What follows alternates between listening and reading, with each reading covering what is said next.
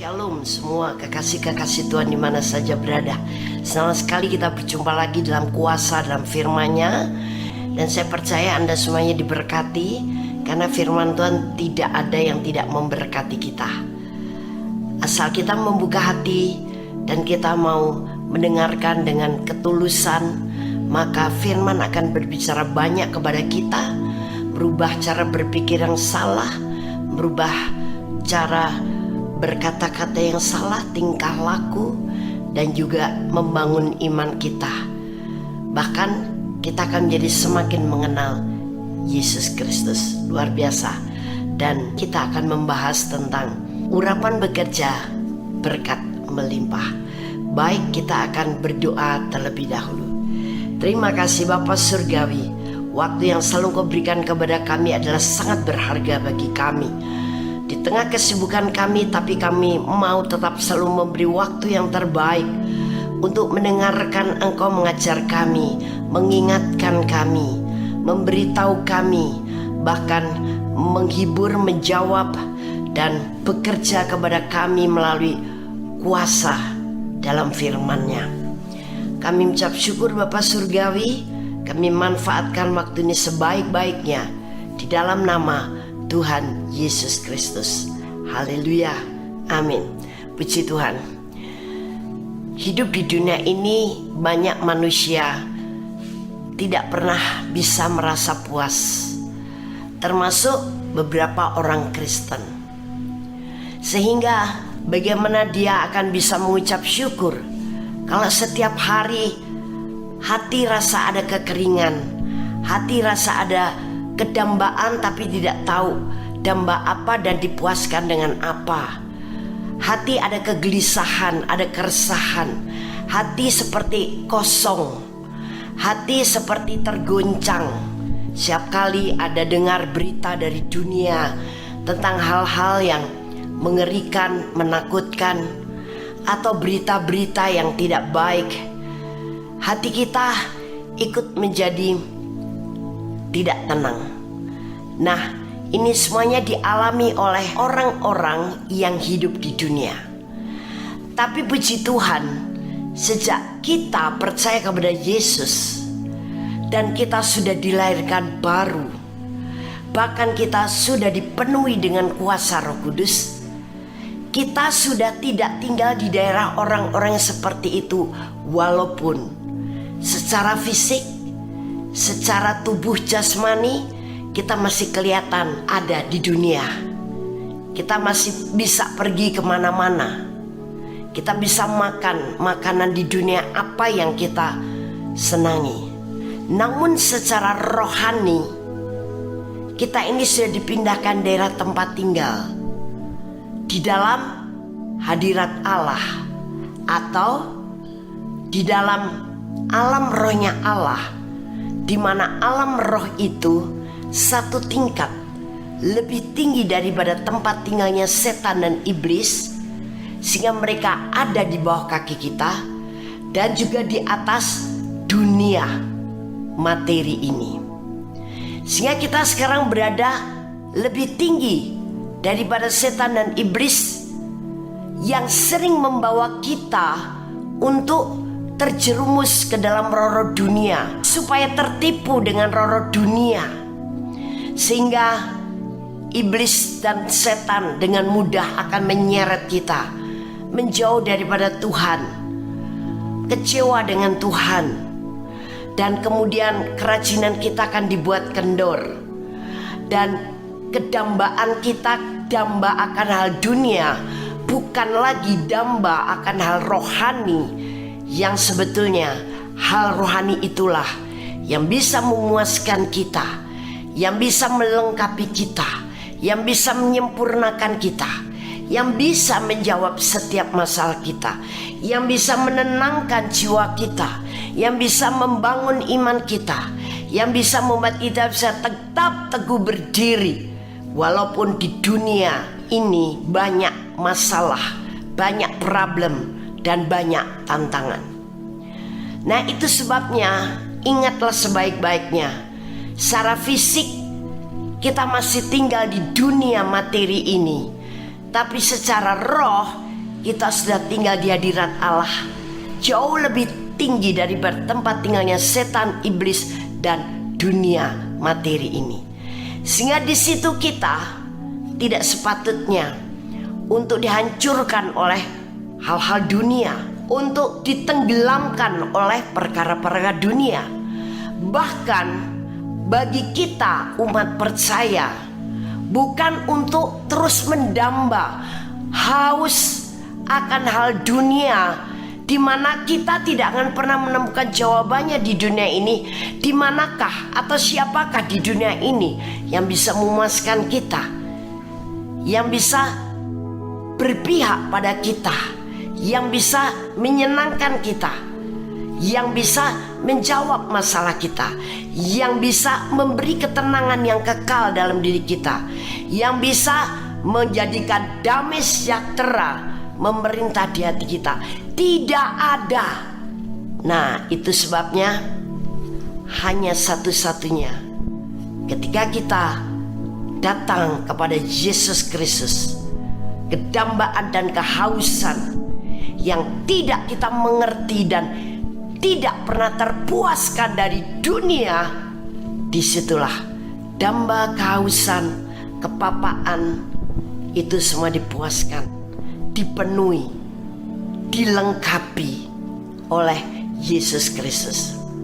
Kita ingat kisah seorang wanita Samaria, dan kisah ini ada di dalam Yohanes pasal yang keempat, ayat yang ke-1 sampai dengan ayat yang ke-42. Wanita Samaria ini jelas ya menunjukkan sosok manusia yang ada di alam materi ini, yang selalu damba, haus banyak hal. Dan seperti orang kebanyakan, ketika haus dan damba sesuatu, manusia mencari dari hal-hal duniawi dengan memuaskan hawa nafsu, dengan mencari hiburan-hiburan yang semu, mencari tempat-tempat yang menarik hatinya, atau kepada seseorang yang memikat hatinya, atau kepada hobi, kepada pekerjaan, kepada bisnis, kepada hiburan-hiburan dunia, di mana semuanya itu hanya semu belaka. Sama seperti apa yang terjadi dengan wanita Samaria ini. Dia juga berlaku sama, mencari kepuasan, kedambaan hatinya, kehausan jiwanya dengan mencari melalui cara-cara dunia, melalui perkara-perkara di dunia. Dia pikir kalau hawa nafsunya terlampiaskan, dia akan menerima kenyamanan, kepuasan, ketenangan di dalam jiwanya. Namun apa yang terjadi? Ternyata ketika dia hidup bersama dengan seorang pria, dia tidak puas. Berpindahlah dia kepada pria yang kedua, tidak puas juga. Berpindahlah dia kepada pria yang ketiga, tetap tidak merasa puas. Berpindahlah dia kepada pria yang keempat pun tetap tidak merasa puas. Kedambaannya tak pernah terobati. Ternyata pria keempat pun tidak bisa menjawab permasalahannya. Bergantilah dia dengan pria yang kelima. Dan pada saat pria yang kelima ini, rupanya petualangan dari wanita Samaria ini dalam rangka mencari kepuasan jiwanya dihentikan oleh Tuhan. Stop, cukup sampai di sini. Karena kepuasan jiwamu, kedambaan jiwamu tidak bisa terobati dan tidak bisa terpuaskan dengan mencari hal-hal yang dari dunia. Kamu sudah mengalami satu orang pria tidak puas, dua orang pria tidak puas, tiga orang pria, empat orang pria, sampai yang kelima. Dan wanita Samaria ini, dia tidak perlu susah-susah melakukan pernikahan secara sah, karena barangkali dalam benaknya ketika dia berjumpa dengan pria yang pertama, masih ada tanda tanya besar. Apakah aku akan cukup menemukan ketenangan, kepuasan dalam kehausan jiwaku dengan pria ini? Barangkali itu yang tersirat dalam pikirannya, sehingga dia tidak berani untuk mengikat satu perjanjian yang sah menjadi suami istri. Mungkin dia takut ketika dengan pria ini ternyata permasalahannya tidak terjawab, sehingga dia cukup hidup bersama. Begitu juga dengan kedua, ketiga, dan keempat, karena dia cukup punya pengalaman dengan pria pertama, kedua, ketiga, ternyata harus berpisah juga, sebab di situ dia tidak menemukan kepuasan dalam jiwanya. Di situ dia tidak menemukan jawaban bagi keresahan jiwanya, sehingga yang kelima pun sama saja, dia tidak melakukan pernikahan yang sah.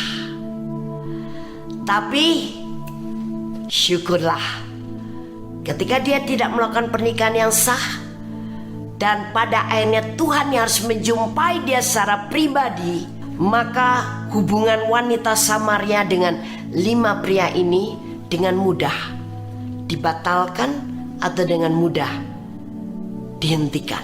Karena kalau kita sudah menikah, diberkati di hadapan Tuhan, ingat pada waktu kita mengucapkan janji sebagai suami istri di altar Tuhan, di depan seorang hamba Tuhan, Kitab Maliaki mengatakan, aku sendiri yang menjadi saksi antara engkau dan istri masa mudamu, di mana engkau sudah tidak menjadi setia.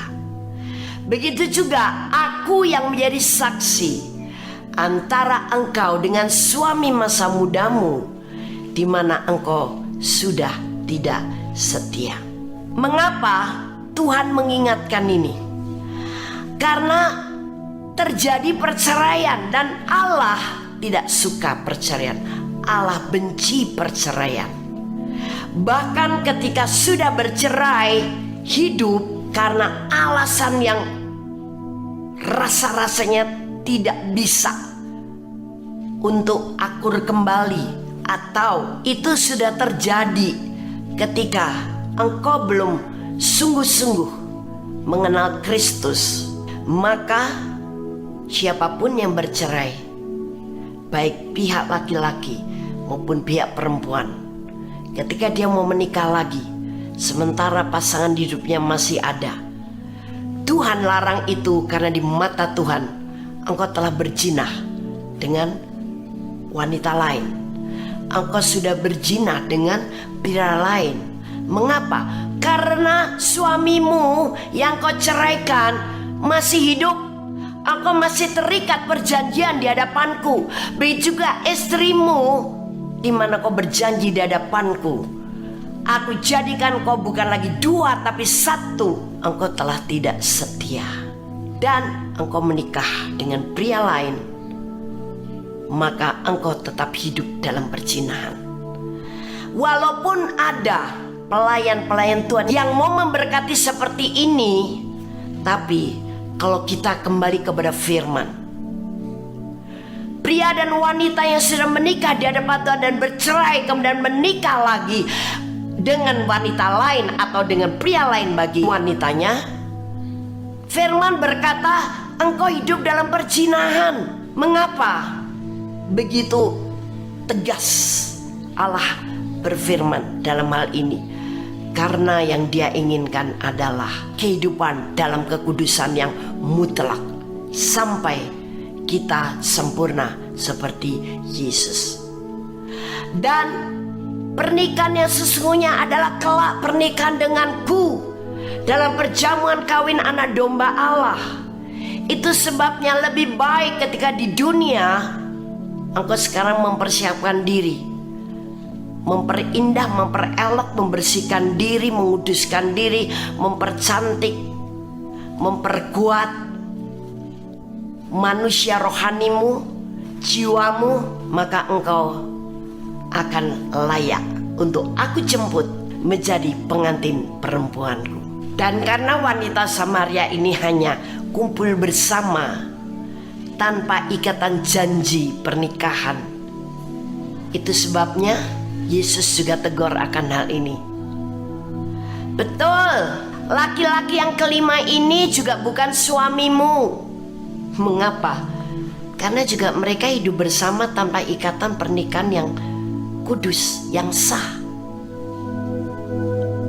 Nah, disinilah titik balik daripada wanita Samaria yang tak pernah terpuaskan jiwanya ketika ada di dunia ini, yaitu berjumpa dengan Yesus. Dan Yesus pun berkata di dalam ayat yang ke-13 dan 14. Jawab Yesus kepadanya, barang siapa minum air ini, ia akan haus lagi. Tetapi barang siapa minum air yang akan kuberikan kepadanya, ia tidak akan haus untuk selama-lamanya. Sebaliknya, air yang akan kuberikan kepadanya akan menjadi mata air di dalam dirinya yang terus-menerus memancar sampai kepada hidup yang kekal. Wow, luar biasa. Yesus memberitahu kepada perempuan ini, percuma kamu cari kepuasan dari dunia. Kalau kamu mau datang kepadaku dan percaya kepadaku, aku menyediakan satu minuman yang membuat engkau tidak akan haus selama-lamanya. Tapi engkau minum air dunia, engkau akan selalu merasa haus. Bahkan air minum yang akan kuberikan kepadamu itu kekal, akan memancar selama-lamanya dan menjadikan hatimu mata air yang akan membualkan, memancarkan aliran-aliran air yang hidup. Dan sekarang engkau akan bisa mengalirkan air kehidupan kepada orang lain yang sama hausnya seperti engkau saat ini. Engkau akan bisa menjadi jawaban buat mereka. Engkau akan bisa memuaskan damba dan kehausan jiwa mereka, karena hatimu akan menjadi mata air. Kalau dikatakan mata air akan memancar terus menerus, berarti mata air itu tak pernah kering, terus membual airnya. Dan tentu saja ini air yang jernih bagaikan kristal, air yang segar, menyegarkan roh kita, jiwa kita, tubuh kita. Nah, inilah jawaban juga untuk kita semuanya yang ada keresahan dalam jiwamu, ada kedambaan tertentu, ada kehausan, ada ketidakpuasan, ada keresahan, kegelisahan, ketidaktentuan di dalam jiwamu. Yesus berkata kepada Anda, datanglah kepadaku dan minum. Aku akan memberikan air kepadamu yang menjadikan engkau puas, yang menjadikan engkau tenang, menjadikan engkau disegarkan, menjadikan engkau dihidupkan semangatnya, dan bahkan hatimu akan menjadi mata air yang memancarkan aliran kehidupan ini untuk kau bisa menyegarkan orang lain, memberikan jawaban dan memuaskan kedambaan orang lain yang tidak pernah terjawab oleh dunia. Dan ternyata ketika wanita ini kemudian percaya bahwa Yesus adalah Mesias, apa yang terjadi? Dia betul-betul dipuaskan, dia betul-betul merasa tenang, dia betul-betul terjawab dalam masalah pribadinya, dan dia berubah. Hati yang menjadi mata air sekarang meluap-luap, memancar keluar. Itu yang membuat wanita ini setiap berjumpa dengan orang, dia begitu kuat mengalami dorongan dari air yang memancar di hatinya. Dan air ini berbicara mengenai kuasa Roh Kudus untuk bersaksi, untuk bercerita, untuk menyampaikan kepada setiap orang yang dijumpai, woi, aku sudah berjumpa dengan Mesias. Dan dia tahu semua permasalahanku, padahal aku tidak cerita apa-apa. Memang membuat orang yang mendengar pernyataannya terheran-heran. Kok bisa? Di mana dia? Tadi ketika aku berada di tepi sumur Yakub sedang mengambil air. Dan apa yang terjadi? Orang banyak itu kemudian ingin tahu, karena mereka juga merasakan hal yang sama. Aku juga haus. Aku juga sering merasa tandus hatinya, resah, gelisah. Ada ketidakpuasan, ada ketidaktenangan. Walaupun mereka tidak mengungkapkan secara langsung kepada wanita ini, tapi dengan bergegasnya mereka menjumpai Yesus di tepi sumur Yakub, itu menandakan betapa banyaknya manusia yang hidup di dunia ini mengalami jiwa yang sama. Haus damba, sering resah, gelisah, tidak menentu, tidak damai sejahtera, dan sebagainya.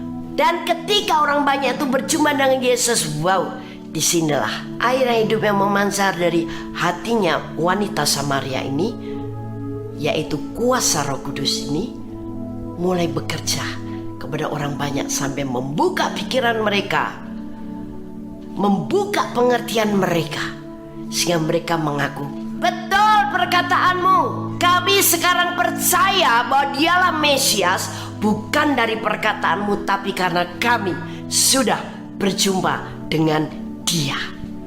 Saudara, saya bisa tegaskan dengan jelas bahwa kepuasan, ketenangan, damai sejahtera, kemantapan menjalani kehidupan ini adalah hanya berjumpa secara pribadi dengan Yesus.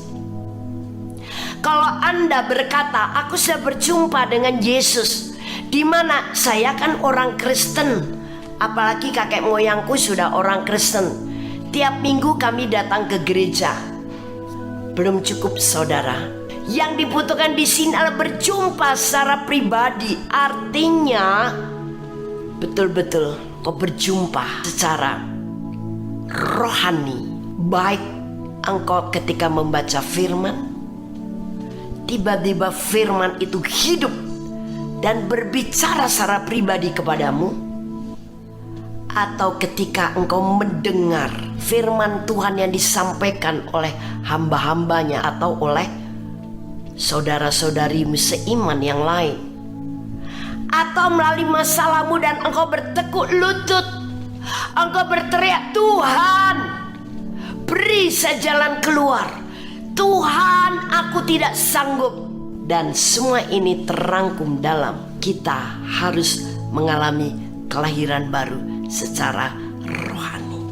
Inilah perjumpaan pribadi dengan Tuhan, sehingga betul-betul engkau merasakan engkau tidak sendiri, engkau bersama dengan Dia, bahkan sudah menjadi satu, tak terpisahkan dalam kondisi situasi apapun.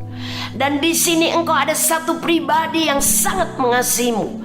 Engkau begitu yakin, yang hidup, yang mendengarkan engkau, yang mengerti engkau, yang memberkati engkau, yang memperdulikan engkau, bahkan yang memberi jaminan untuk kehidupanmu. Kemana saja engkau pergi dan berada, dalam situasi kondisi seperti apapun, Dia tetap bersama-sama dengan kita. Luar biasa, bukan? Nah, inilah dasar yang pertama tentang urapan kuasa Roh Kudus. Karena urapan kuasa Roh Kudus itu juga menjadi kunci bagaimana kita diberkati secara rohani, materi, dan jasmani. Jangan pernah Anda berkata atau berpikir atau barangkali pernah mendengar, kita jangan urapan-urapan terus, main urapan. No, kita bukan main urapan ataupun main-main urapan. Memang urapan kuasa Roh Kudus itu penting bagi kita. Tanpa urapan kuasa Roh Kudus, kita nothing. Kita bukan siapa-siapa, kita bukan apa-apa, dan kita tidak akan pernah bisa melakukan apa-apa. Urapan kuasa Roh Kudus yang tidak bisa kita samakan dengan kuasa dan kekuatan lain, termasuk kekuatan dirimu di mana engkau merasa pintar, cerdas karena engkau punya begitu panjang titelnya, karena engkau seorang pebisnis yang berhasil, engkau seorang pegawai yang sukses, engkau seorang yang begitu cerdas, pintar, engkau orang kaya, engkau punya jabatan, engkau punya power di dunia ini. Tapi urapan kuasa Roh Kudus di atas segala-galanya, karena dia berasal dari Allah Bapa sendiri dan hanya diberikan kepada orang-orang yang sudah mau percaya dan mengaku Yesus adalah Tuhan dan Juru Selamatnya. Karena saat itu dosa kita diampuni dan kemudian catatan dosa kita dihapus, sehingga kita layak menerima kuasa urapan Roh Kudus yang begitu hebat, istimewa, luar biasa, spektakuler, dan dahsyat. Hanya kita, orang yang sudah lahir baru di dalam Yesus Kristus. Dalam Yohanes pasal 7 ayat 37 sampai dengan 38 berkata seperti ini. Dan pada hari terakhir, yaitu pada puncak perayaan itu, Yesus berdiri dan berseru, barang siapa haus, baiklah ia datang kepadaku dan minum. Barang siapa percaya kepadaku, seperti yang dikatakan oleh kitab suci, dari dalam hatinya akan mengalir aliran-aliran air hidup. Saya berbicara mengenai bagaimana kita bisa mengalami ketenangan, damai sejahtera, bebas dari kehausan, kedambaan, ketidakpuasan, hanya berjumpa dengan Yesus secara pribadi. Ketika kita berjumpa dengan Dia, maka hati kita bahkan dirubah oleh Tuhan menjadi mata air yang akan mengalirkan aliran-aliran air hidup.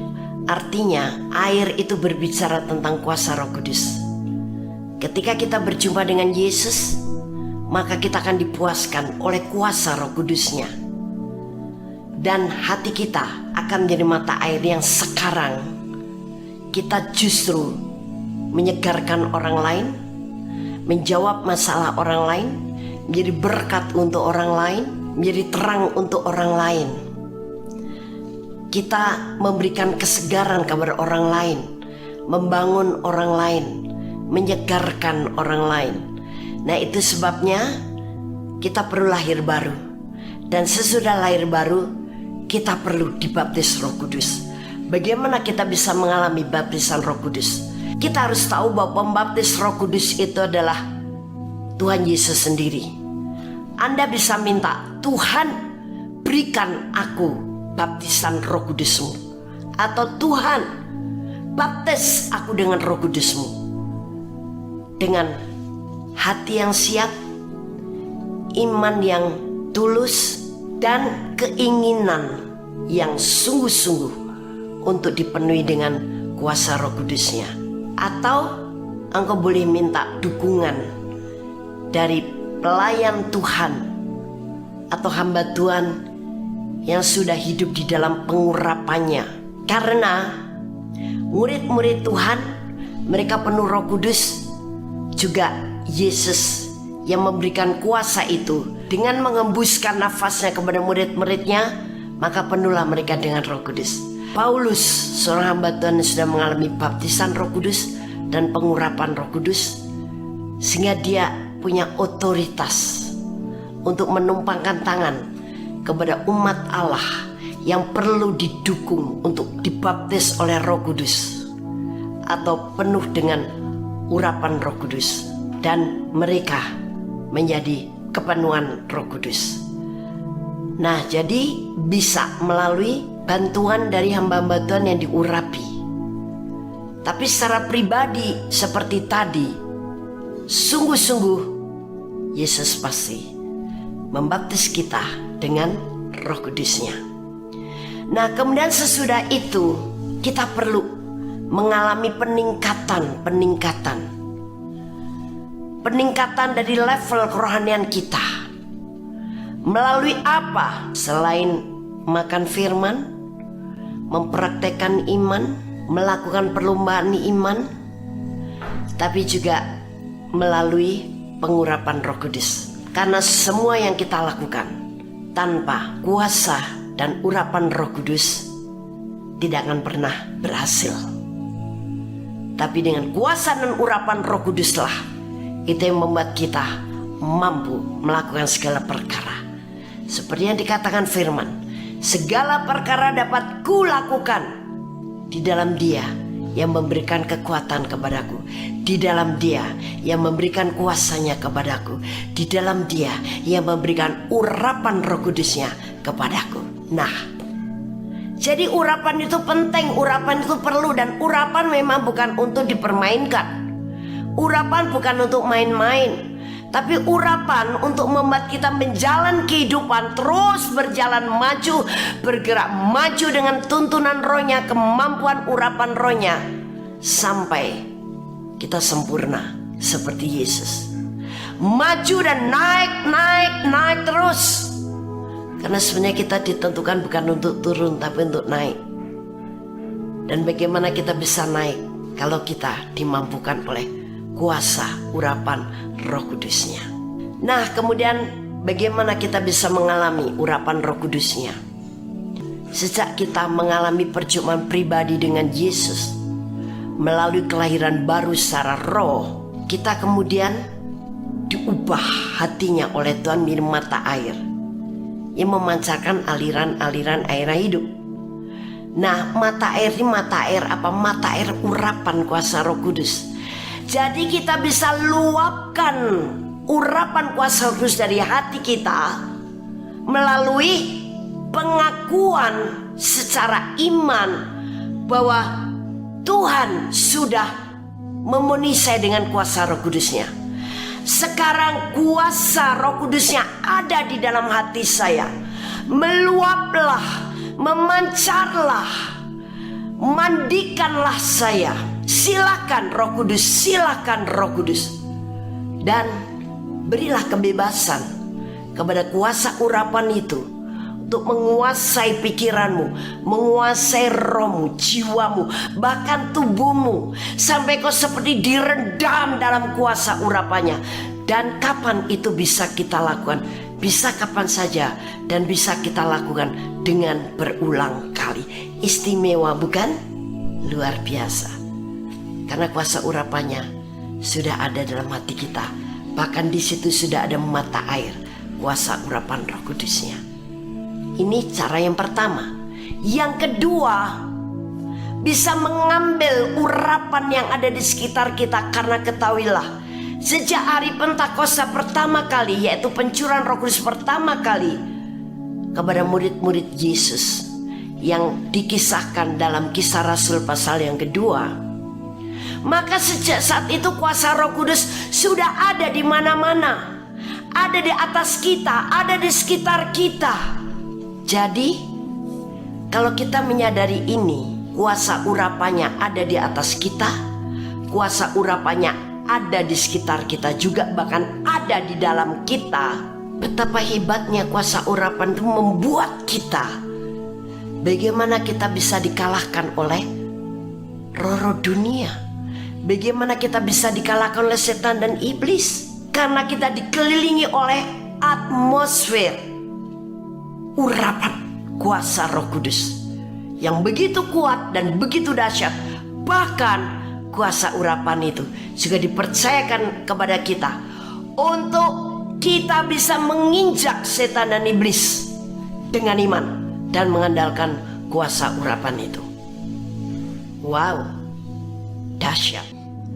Ada mungkin sering memperhatikan mata air yang sedang membual airnya, atau saluran air sedang mengalirkan airnya. Ada bagian tertentu airnya bisa membual atau mengalir dengan lancar, tapi ada bagian yang tertentu ternyata tidak memancarkan atau membualkan atau tidak mengalirkan air. Jadi hanya sebagian saja. Ketika kita periksa, ternyata ada kotoran yang menyumbat di situ.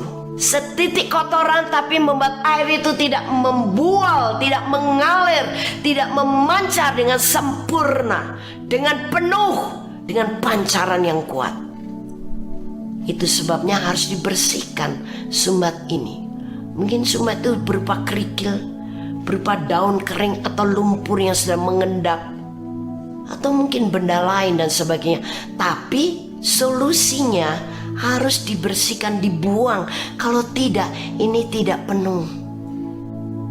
Nah, begitu juga gambarannya hati kita supaya memancarkan aliran urapan kuasa Roh Kudus yang sempurna, yang besar, yang dahsyat, dan dia bisa bekerja dengan sempurna sesuai fungsinya, sedang untuk mendoakan apa yang sakit, yang terikat, atau yang hatinya dipenuhi oleh sampah-sampah tadi. Harus dibersihkan sehingga mata air itu memancar kembali dengan sempurna.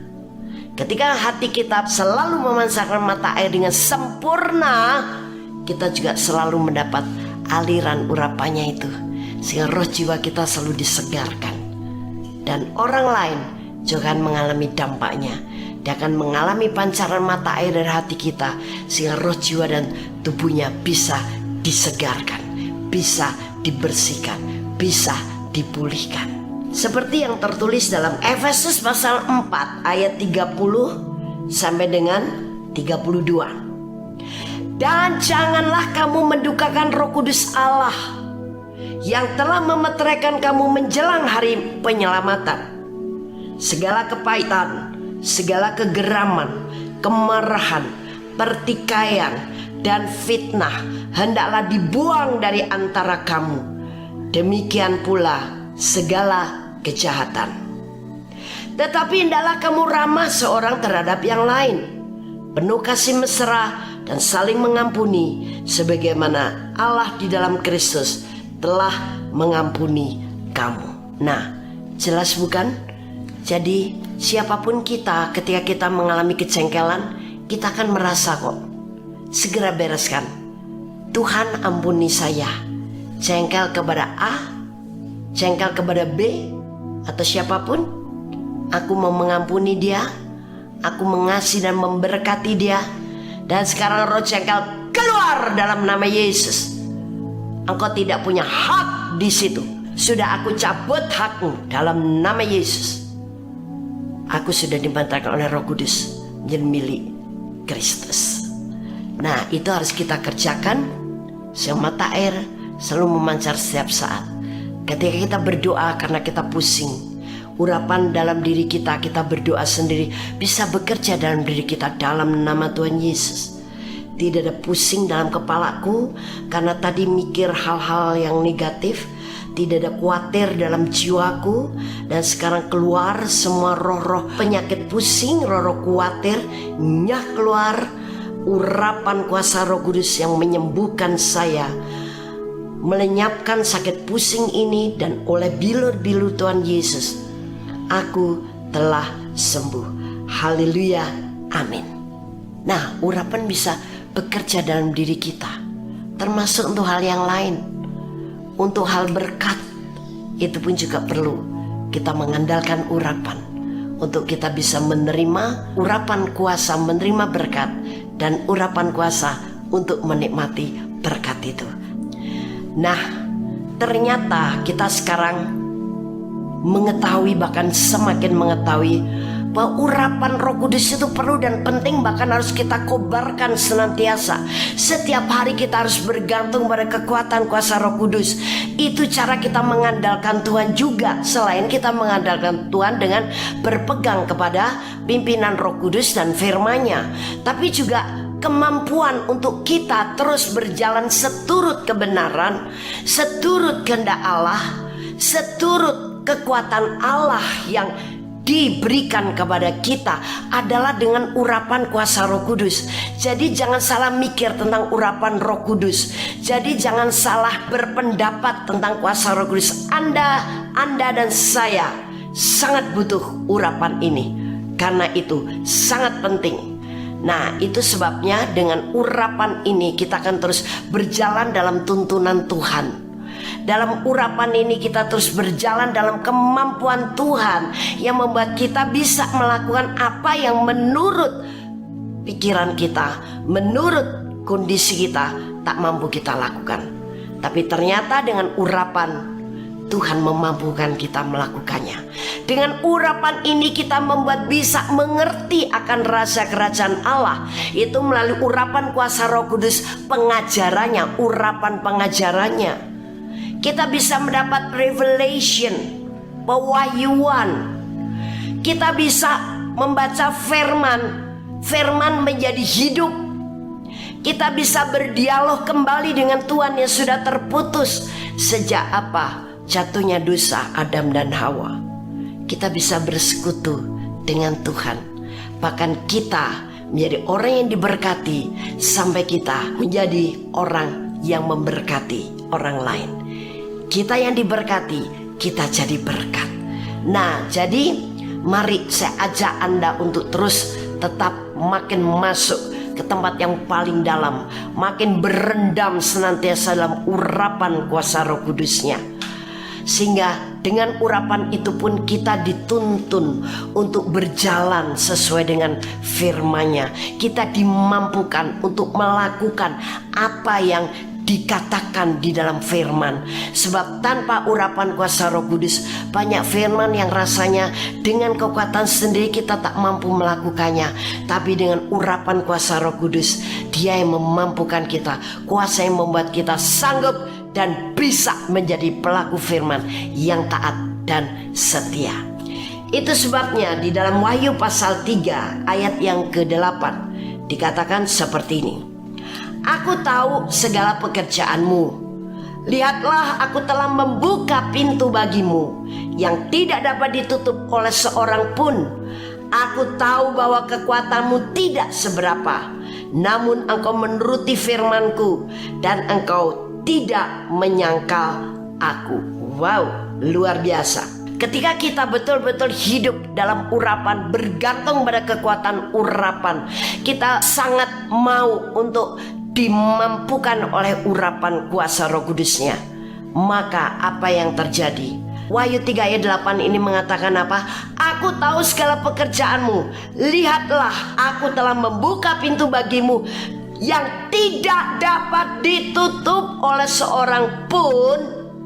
Aku tahu bahwa kekuatanmu tidak seberapa, namun engkau menuruti firmanku dan engkau tidak menyangkal namaku. Artinya memang kekuatanmu gak seberapa, tapi ketika engkau hidup dalam urapan, bergantung dan percaya penuh kepada kekuatan kuasa urapan Roh Kudusku, maka aku akan memampukan kau. Dan lihat, aku membuka pintu bagimu. Pintu apa ini? Itu adalah pintu berkat. Baik berkat rohani, berkat materi termasuk keuangan saudara, berkat jasmani. Tiga-tiganya berkat lengkap. Pintunya sudah dibuka. Dan dikatakan juga dalam Wahyu pasal 3 ini, tidak dapat ditutup oleh seorang pun. Wow, keren. Apakah engkau tidak mau memahami akan kebenaran ini yang akan membuat engkau mengalami kerugian? Kita semuanya tahu bahwa kita anak Allah, adalah pewaris kerajaan Allah. Kita adalah ahli waris. Kalau ahli waris berarti apa yang Bapak punya, itu kita punya. Apa yang Allah Bapa punya, itu kita punya semuanya, yaitu berkat rohani, materi, dan jasmani. Tapi banyak orang bertanya dalam hatinya, tapi mengapa aku berkekurangan? Aku rohani aja, aduh, kalau baca firman aku gak ngerti. Apalagi suruh memberitakan Injil, suruh berdoa di depan orang, berdoa saja juga nggak tahu mesti gimana. Rasanya malu karena aku nggak bisa berdoa. Saudaraku sakit, bagaimana cara mendoakan saudaraku supaya sembuh? Aku nggak sanggup, aku nggak mampu. Katanya jadi orang kesini diberkati, tapi aku berkekurangan. Bayar kontrakan rumah saja belum dapat dananya. Bayar anak sekolah masih bingung. Apalagi sekarang bapaknya anak-anak baru saja diberhentikan dari pekerjaan. Semua sekarang harga mahal, semua harus pakai uang. Tapi aku berkekurangan terus. Katanya Yesus menanggung sakit penyakit kita, bilur-bilurnya menyembuhkan kita. Tapi aku sakit-sakitan terus, ganti-gantian dari mulai ujung kepala sampai ujung kaki. Naik turun atau turun naik, naik turun. Penyakitnya ada di mana-mana bergantian. Masuk angin tidak henti-hentinya. Mengapa? Ini yang terjadi dengan saya. Nah, sekarang kuasa dalam firman-Nya menjawab, karena Anda tidak hidup dalam urapan kuasa Roh Kudus-Nya dan tidak mengandalkan Dia. Mungkin malah Anda merasa tidak perlu urapan kayak begitu-begituan. Mungkin Anda merasa mampu dan sebagainya. Tapi ketahuilah, ketika kita hidup dalam urapan dan mengandalkan kekuatan kuasa urapan Roh Kudus-Nya, maka apa yang terjadi? Pintu-pintu berkat rohani, materi, jasmani sudah dibuka dan tidak ada seorang pun yang sanggup untuk menutupnya. Amin. Puji Tuhan. Saya percaya Anda menerima ini dengan iman, terjadilah seperti apa yang Anda percaya dan seperti apa yang firman katakan. Kita akan diberkati melimpah-limpah karena memang Yesus datang untuk membuat kita hidup dalam kelimpahan, hidup yang berlimpah, rohani, materi, dan jasmani. Haleluya, amin. Haleluya. Kami percaya Anda pasti diberkati oleh firman Tuhan yang disampaikan oleh Pastor Dorcas Daud STH dari Hope ACC dan Dorcas Ministries. Dan bila Anda memiliki pertanyaan seputar kegiatan pelayanan kami, Anda dapat menghubungi kami di 08 222 703 0006. Sekali lagi di 08 222 703 0006. Sampai jumpa kembali. Tuhan Yesus memberkati.